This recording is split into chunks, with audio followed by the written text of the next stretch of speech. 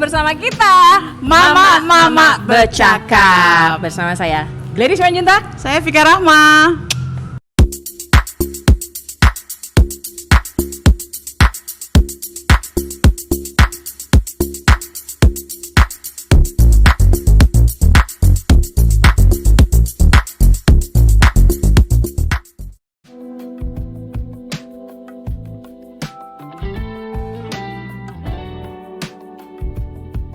Sekarang kita kembali lagi di episode ketiga. Yang kali ini obrolannya kayaknya perdebatan abadi antara ibu-ibu ini ya Vika. Yap. Mama kerja dan mama yang nggak kerja. Mama bekerja vs Mama tidak bekerja. Are you working mom? Yes, I am. I was a working mom. I don't know until when I'm still at home ya. Jadi perdebatan abadi kita ini antara pekerjaan mama bekerja sama mama tidak bekerja itu tidak akan pernah selesai. Karena apa? Karena tidak ada pernah benar dan salah, saudara-saudara. Nggak ada yang benar dan salah dalam hal Nggak itu ada. sebenarnya. Nah, kita ingin membicarakan itu karena saat ini Vika masih aktif bekerja. Yes. Dan saya 9 bulan ini jadi stay hot. Stay hot tetap stay hot. Bekerja juga stay hot. Stay At home. mom gitu. Yeah. Jadi agak bisa ngerasain dua-duanya dan bisa kasih argumentasi lah. So, itu dia pembahasan kita dan kita mulai dari mana ini, Vic? Iya, sebenarnya sih kalau menurut aku ya, mama bekerja dengan mama nggak bekerja nggak ada, tetap ada, tetap bekerja konteksnya. Berarti sebenarnya mama-mama di seluruh dunia ini kerja. Bedanya kalau yang di rumah tangga, yang di rumah aja, dia nggak digaji, Cin. Jadi bedanya cuman kalau kerja di luar digaji sama perusahaan. Biasanya kan dikasih uang rumah tangga sama suami ya. Anggap aja itu gaji, Cin. Kan kalau misalnya dalam rumah tangga itu kebutuhan itu kan kebutuhan bersama, Iya kebutuhan juga, anak-anak, kebutuhan rumah, kebutuhan listrik, telepon, air, terus internet dan segala macam. Emang bisa gitu dipotong langsung untuk ibunya gitu gajinya Iya segini? sih. Nggak mungkin lah. Untuk beli gincu gitu kan nggak mungkin. Beli ya kebutuhan mama-mama Iya, lah. benar. Dan kebutuhan mama-mama itu lebih banyak saudara-saudara daripada kebutuhan bapaknya. Jujur aja nih ya, yang di muka kita aja nih udah mulai dari alis, rambut, foundation, muka, semuanya ya. blush on, eyeshadow. Itu yang sebenarnya akhirnya membuat mama-mama jadi pengen bekerja karena pengen punya duit sendiri. Iya sih. Iya kan. Aku tidak against dua-duanya karena I've been there and I am here. Nah, bingung kan? I've been there itu sebenarnya karena belasan tahun yang lalu sampai akhir tahun 2020 saya masih bekerja dalam sebuah perusahaan gitu. Dan sekarang saya bisa ngerasain 9 bulan full time mom itu ada plus dan minusnya mama ya. Ada selalu mau itu working mom ada plus ada minusnya, stay at home mom juga ada plus ada minusnya. Karena semua tergantung rumah tangga Anda. Yes. Tergantung suami Anda. Tergantung suami Anda. Iya kan? Iya. Dimana pekerjaan suami Anda juga mempengaruhi Anda. Ya. Iya dong. Tapi sebenarnya sih komunikasi lah. Betul.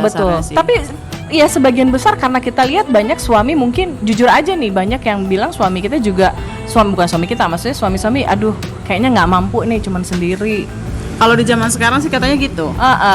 Kayaknya dulu mamaku nggak pernah dibilang gitu sama bapakku. Aku nggak bisa sendiri. Kalau ikut kerja enggak. Cuman kalau laki-laki zaman sekarang agak lebih terbuka untuk bilang gitu. Gitu ya. Itu boleh-boleh aja ya karena kita kan udah lebih modern. Iyalah komunikasi lah. Kalau suami awak waktu itu sempat bilang dia mungkin orangnya fair. Kalau lagi nggak mampu ya bilang nggak mampu gitu. Jadi dia butuh aku support. Nah saat itu pun aku memang seorang pekerja dan kayaknya tidak mungkin aku tidak bekerja. Jadi tujuan dia sama aku sebenarnya bekerja tuh beda. Dia mungkin minta aku bekerja untuk ikut menanggung sebagian dari beban keluarga. Kalau aku memang ya suka aja gitu kerja. Sama. Iya, memang ada yang bilang kalau aku nggak bisa kalau di rumah aja. Thank you. Aku nggak bisa kalau di rumah aja. Sama. Nah, kalau tipikal seperti itu. Iya, jadi dari mulai awal rumah tangga itu nggak pernah nggak kerja. No matter what tetap kerja. Dari gadis ya, Cin? Iya dari gadis sudah kerja. Jadi ada kebiasaan. Kalau misalnya sorry to say tapi kalau aku kelamaan di rumah tuh aku ngerasa otakku tuh tumpul. Nah itu dia, benar. memang kadang ibu yang udah terbiasa kerja, kenapa agak stres di rumah? Karena kegiatan dia yang selama ini, jadi sebenarnya bukan karena duitnya juga, karena nggak bisa tuh kalau otaknya nggak dipakai, karena merasa kayak aku kayaknya masih harus produktif deh, sayang deh kayaknya kalau nggak aku gunain gitu. Dan itu tidak semua ibu-ibu loh. Ada juga sih kalau alasan tambahannya sih belajar dari pengalaman, terus belajar dari kisah-kisah orang juga, teman-teman juga. Kalau nggak punya pekerjaan itu rasanya perempuan itu kurang dihargai, gitu katanya ya. Tapi sebenarnya tidak semua perempuan mengalami itu, cuman iya ada itu tidak tetap dihargainya. ada yang Maksudnya begitu. kayak gimana, Fit? Iya kadang-kadang ada yang mungkin pihak keluarga suaminya nganggap emang dasarnya menantu cuman ngabisin duit anak gua doang katanya. Siapa yang bilang gitu? Jangan. Tapi ada loh, beneran. Tapi ada loh. Kisah sinetron tuh beneran yang kayak begitu. Kalau Iya misalnya sih, itu iya sih. dibilang kayak sinetron, tapi itu beneran. Bener-bener. Itu contoh kembali lagi ya, bagi yang udah pernah nonton kita di episode pertama dan kedua, tahu kita pas orang Batak. Nah, itu mempengaruhi sinamot, saudara-saudara. Bener. Mempengaruhi sinamot. Sinamot kalau kalian nggak tahu itu kayak uang mahar ya. Aku nggak pengaruh soalnya suamiku Jawa. Oh oke. Jadi Nah nggak. tapi di orang Batak itu dihitung. Iya. Kalau dia S1, S2, S3, pekerjaannya juga dilihat. Kalau misalkan si perempuan ini udah jadi dokter, berarti sinamotnya sekian lah PNS gitu. sekian. Iya.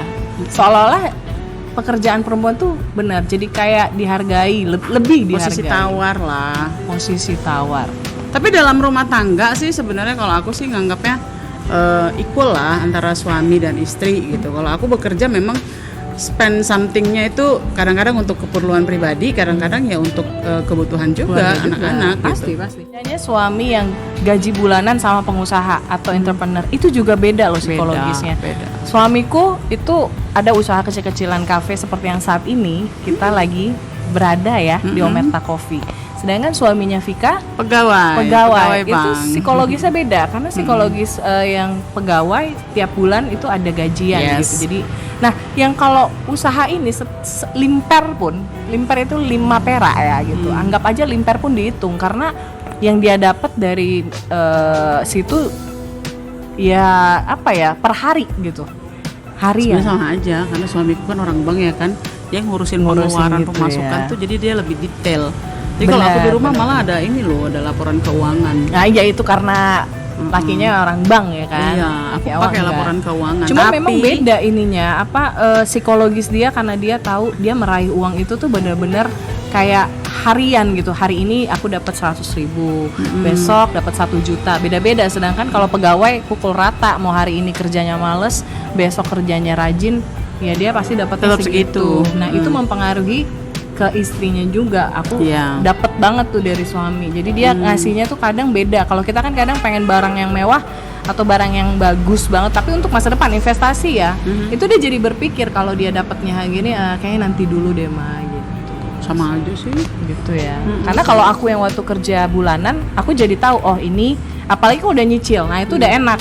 Oke, aku misalkan beli sofa 10 juta. Gajianku enak gitu nyusun ininya. Oh ya udah, berarti jangan sampai resign pada bulan sampai belum siap cicilan kan gitu. Itu aku banget. Kan tadi cerita nih udah 9 bulan di rumah. Iya. Ya, tadi ada plus minusnya. Apa tuh plus minusnya? Plus minusnya selama ini aku kalau kerja itu kan pagi udah pergi, pulang itu jam 7 gitu ya. Nah sekarang kan mulai dari bangun tidur sampai tidur lagi tuh ya sama anak-anak gitu. Lebih banyak sama anak-anak. Walaupun sebenarnya kadang butuh me time juga karena kan kerja itu kan me time kita juga kan. Nah kalau minusnya jujur aku kehilangan pendapatan. Ya pendapatan yang dulunya aku dapat sekian sekarang 0 gitu ya. Walaupun ada simpenan tapi tetap aja beda. Beda simpenan banget yang tadinya mungkin kita mau skincarean harga 1 juta gitu. Jadi nggak bisa gitu, belum bisa karena pertama ada istri-istri yang mungkin kayak kita orangnya nggak gitu tegaan langsung minta sama suami gitu, minta dong. Mungkin pada awalnya kita memang berat gitu minta. Walaupun pada akhirnya karena itu kebutuhan ya udah deh, Pak minta Pak gitu kan. Cuman jujur aja aku awal-awal tuh agak berat minta segala keperluan aku tuh sama duit suami. Aku sampai sekarang kali berat, Kak. Iya kan? Heeh. Kayaknya susah gitu ya, cuma bisa ngelihat di wishlist kita aja di toko. Iya. Tapi nggak dibeli-beli. Iya. Kadang itu kita mesti menabung dari uang belanja untuk membeli keperluan kita. Bukan nabung kali maksudnya. Ya, menyisihkan. Menyisihkan jadi tabungan kecil-kecil. Markup dikit-dikit. Iya, gitu. Ya kita kan yang ke pasar kan, jadi kita tahu kan, oke, kita bisa bagi-bagi. Itu pintar-pintarnya. Mungkin pengetahuan aku waktu sebelum jadi stay home mom itu nggak ada yang seperti itu. Tapi sekarang jadi ada karena dipaksa dengan keadaan. Ya sama. Setahun kan aku pandemi ini kan setahun. Jadi kerjaan itu tuh kadang-kadang lebih banyak di rumah.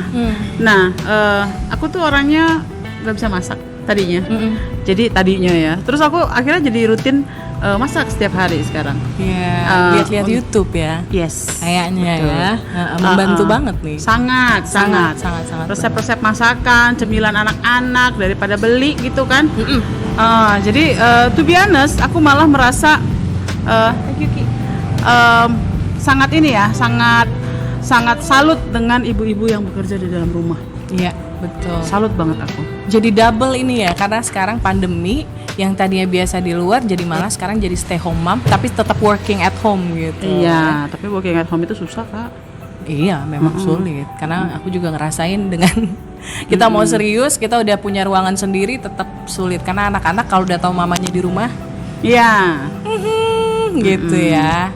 Tapi gitu. basically ya nggak ada masalah lah antara ibu bekerja, mama bekerja dengan mama-mama yang di rumah, tetap sama-sama. Nggak ada masalah. Nggak ada masalah dan sosial janganlah menilai.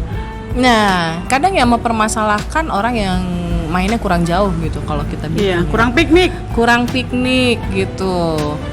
Dan nggak tahu itu perdebatannya bisa munculnya kenapa? Apa karena orang lain yang membuat ibu-ibu itu jadi ada perasaan bersalah karena aku tidak bekerja, jadi aku tidak bantu suami, atau ada perasaan bersalah kenapa lah aku selalu meninggalkan anak-anakku? Karena itu banyak sekali pertanyaan dari sosial, selalu bilang kau nggak kasihan kau sama anak-anakmu, udah baik udah ditinggal. Jadi kadang society gitu yang membuat kita tuh berpikir merasa bersalah gitu bahwa am I doing wrong? Enggak. Of working gitu. Enggak lah, aku dulu pernah punya perasaan itu soalnya. Jadi mungkin aku punya image sebagai bukan ibu yang baik. Really? Yes, because I'm work. Aku selalu meninggalkan anak-anakku di rumah. Tapi yang jadi kau titip? Ya, ada yang jaga anak-anak. Terus? Tapi itu kan tentu melalui seleksi yang cukup ketat ya. Dan harus orang dekat gitu.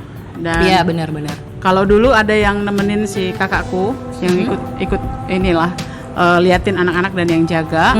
Terus kalau sekarang enggak karena udah beda rumah. Tapi yang jaga ini tetap yang orang lama. Berarti bisa dipantau. Ada support system yang baik juga di keluarga ya terhadap wanita bekerja. Itu penting banget ternyata. Yang pasti sih support system itu harus dari suami yang pertama kali. Oke. Kenapa? Suami itu pertama. Kenapa? Karena kalau suaminya merengut setiap kali istrinya pergi kerja, atau suaminya mungkin ini sekalian curcol enggak ya? Enggak apa-apa. Enggak. Jadi suami itu cukup support, sangat support malah. Kalau misalnya suaminya merasa anak-anak gimana gitu, yang pasti kita kan harus komunikasi dulu. Bekerja itu bukan hanya sekedar based on money oriented, tapi bagaimana keluarga itu bisa hidup dengan cukup. Betul. Katakanlah tidak harus lebih, tapi cukup secara ekonomi. Istri merasa bahagia, ibu yang bahagia itu kan anak-anaknya juga lebih bahagia. Rumah tangga yang bahagia it's because of the mother gitu. Ya, kan mama-mama yang membawa kebahagiaan di rumah. Mama-mama itu kayak lilin, gitu, menerangi rumah. Nah, aku sebenarnya karena dulu pernah tinggal di kota besar ya di Jakarta dan udah ketahuan deh kita bukan Jakarta sekarang ya. Nah, jujur banyak banget concern dari ibu-ibu atau mama-mama yang bekerja di kota besar di Jakarta.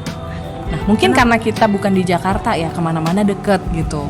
Bangunnya nggak mesti jam 4 pagi atau jam 5 pagi gitu. Tapi sepupu-sepupuku tuh kadang kalau kerja dia harus ke Kuningan misalkan atau ke Tebet kemana Jauh, gitu, kemana-mana rumahnya ya. jauh. Nah itu kadang yang membuat mereka jadi overtired, kelelahan gitu.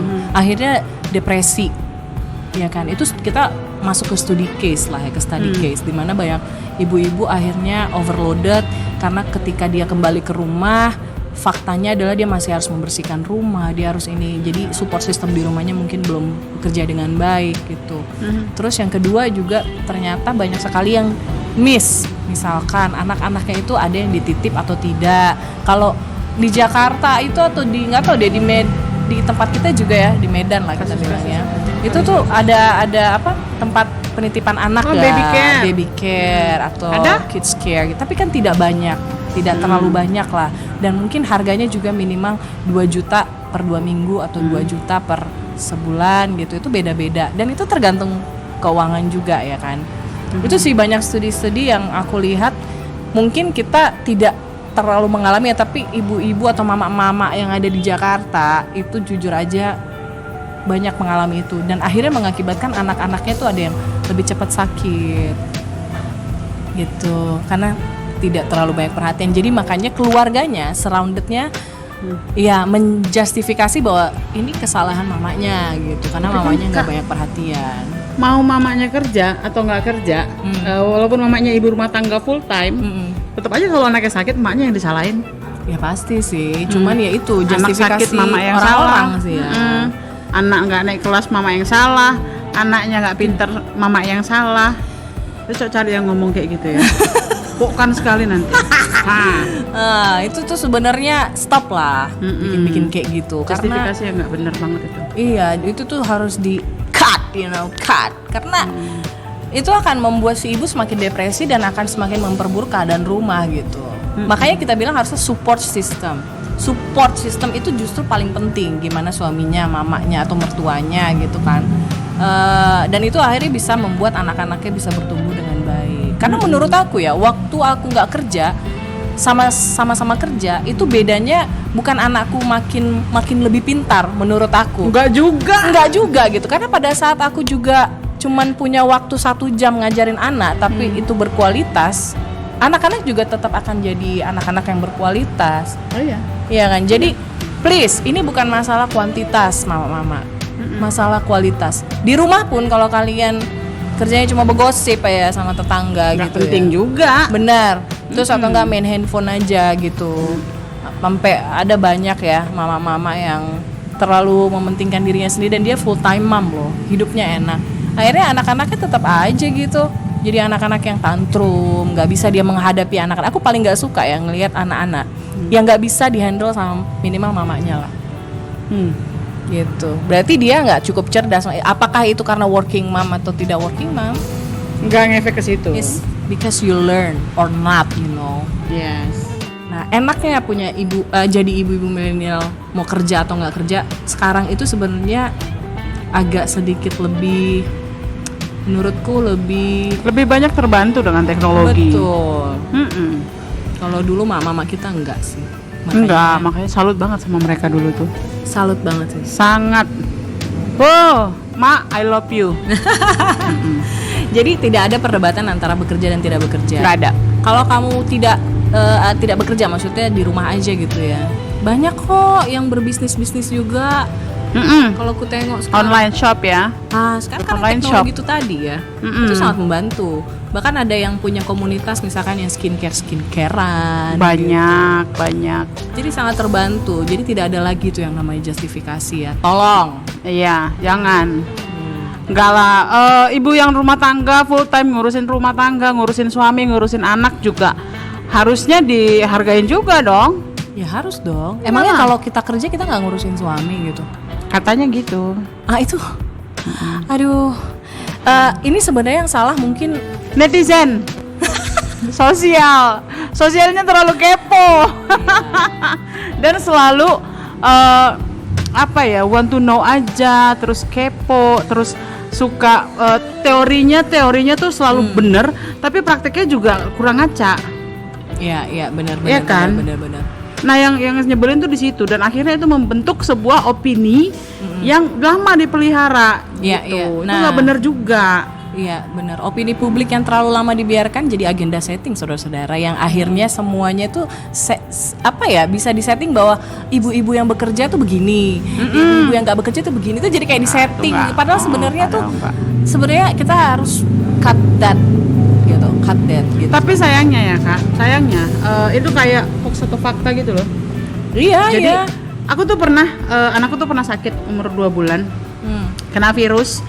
Si dokter darah, bukan dokter anaknya, si dokter darah yang meriksa anakku itu sampai ngomong gini, makanya ibu tuh jangan gila cari duit di luar, kata. Terus aku tuh iya gila ya Bu Dokter, mudah-mudahan Anda mengingat saya. Jadi dia tuh ngomong gitu, terus aku gini, hello, kalau aku gak kerja terus yang bayar kau itu siapa? Tit. Jadi aku tuh sampai ngomong gitu di rumah sakit, saudara-saudara. Ngomong dengan orang yang pendidikannya spesialis dokter darah yang harusnya dia ini cewek tuh. Nah dia aja kerja. Dia juga dokter dan dia harus kerja. Masalahnya bayangin. Itu sesama mama juga saling ini itu juga tuh. Padahal kalian kan sama-sama kerja. Dia ibu dokter, nggak mungkin dia bukan ibu rumah tangga. Kan dia pasti ibu rumah tangga. Lahir gede, makan minum terus jadi dokter kan nggak mungkin ya. Gitu. Makanya nggak ngerti deh. Feelingnya kurang. Orang yang berpendidikan itu harusnya ngomongnya justru mensupport. Harusnya lebih positif lah. Jangan malah lebih negatif. Nah sekarang ya, apakah harus dokter itu semua laki-laki gitu? Jadi supaya semua perempuan itu nggak ada yang jadi dokter, kan nggak, gila aja tuh namanya. Nah kalau udah ibu-ibu jadi dokter ya tetap aja dia kerja. Nah apalagi mama yang jadi dokter, itu lebih itu tuh ya, aku tuh nungguin anakku dari posisi duduk sampai aku berdiri akhirnya. Terus aku tunjuk tuh dia, padahal tuh dokter udah tuir. Kesel ya pasti. Kesel banget itu, aku masih ingat banget. Dan dia itu seolah-olah bilang bahwa si anakku ini sakit gara-gara akunya kurang becus ngurusin anak. Nah itu paling gak enak sih. Untung itu benar-benar rasa pada bersalah. Saat itu aku masih dalam kondisi emosi yang cukup stabil. Kalau enggak aku tabok kali. Tepokan sekali.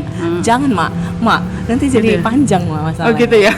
Jadi mama tetap harus be patient ya kan, tetap harus gitu. Nah paling yang membuat aku sekarang semakin mengerti antara ibu yang bekerja dan ibu yang tidak bekerja, karena aku udah di dua dunia itu ya. Seorang ibu yang atau mama yang bekerja sebaiknya pernah merasakan di rumah. Dan mama yang tidak bekerja sebaiknya pernah ngerasain kerja, mau itu bisnis atau kerja sama orang. Karena apa? It makes you perfect. Oke. Itu efek salah satu. Tapi it makes you perfect as a woman. Terus kita punya daya pikir yang lebih kritis. Bayangin kalau kita cuman jadi ibu-ibu, mama yang hanya berdaster tiap hari nonton sinetron yang tidak mendidik gitu ya. Yang akhirnya ngomong sama anaknya juga kayak penuh drama gitu. Iya kan? Itu kan semua kan life circle kita kan mempengaruhi gaya kita mendidik gitu. Betul. Tapi kalau Anda bekerja, kalau mama pernah kerja, minimal kita pernah berdiskusi, perusahaan kita ada meeting. Ya. Brainstorming, ya kan, dan kita harus presentasi, apa tujuan kita, betul. Apa ini goals kita apa. Nah, sama kita harus terapin itu sama anak-anak kita. Kalau dia minta sesuatu, aku mau beli ini, apa tujuannya, ya kan? Kita untuk apa, fungsinya apa, supaya apa. Karena kita juga gitu mau minta budget sama bos kan, digituin.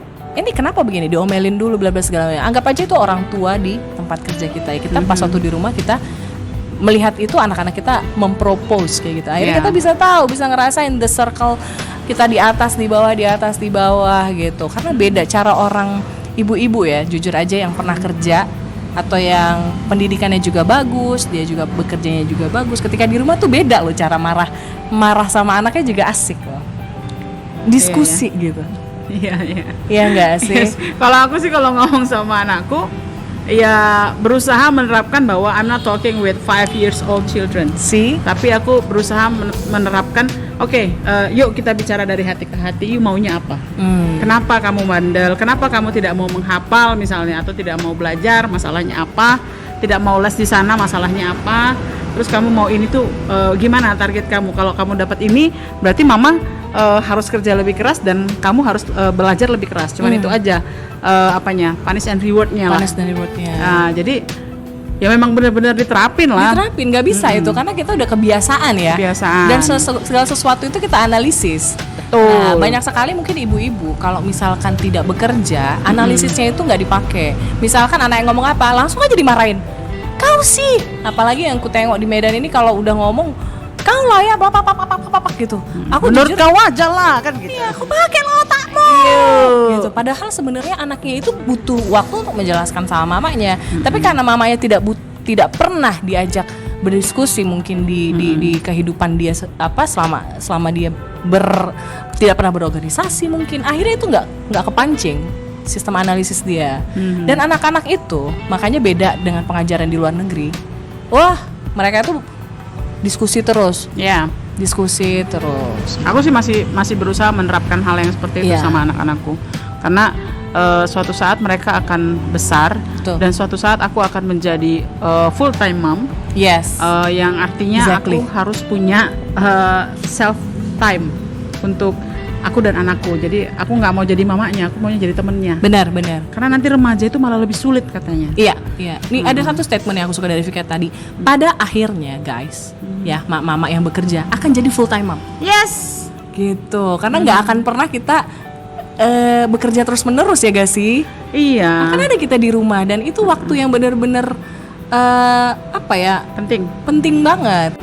Nah, jadi kalau kita udah ada waktu nanti di rumah, pakailah cara mendidik anak-anak dan sifat kita yang ada di pekerjaan itu kayak di rumah. Itu bagus sistemnya, berdiskusi, memiliki analisis untuk anak-anak. Ketika suami ngomong juga kita nggak terima bulat-bulat. Betul. Kita lihat nih, ini bohong atau? Jadi perempuan memang punya insting yang sangat bagus. Kalau kata Dian Sastro itu, anak yang pintar itu datang dari mama yang pintar. Mama yang pintar. Exactly guys. Gitu. Tapi aku tuh dulu pernah ya ditanya gini, kau ngapain sih kerja? Kan suamimu kerja di bank. Terus orang kali mikirnya kerja di bank gajinya udah ratusan juta kali tiap bulan ya. Terus amin.